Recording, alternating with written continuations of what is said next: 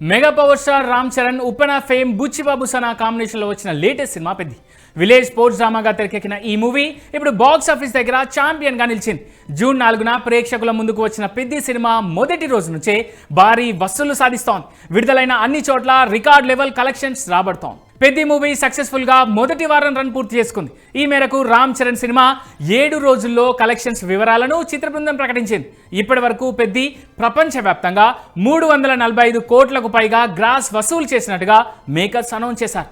గురువారంతో 350 కోట్లు దాటే అవకాశం ఉందని చెబుతున్నారు. అంతేకాదు box office real champion Peddi అంటూ సోషల్ మీడియా వేదికగా మేకర్స్ కొత్త పోస్టర్ను కూడా వదిలారు. ఇక ఓవర్సీస్లోనూ పెద్ది సినిమాకు రికార్డ్ కలెక్షన్స్ వస్తున్నాయి.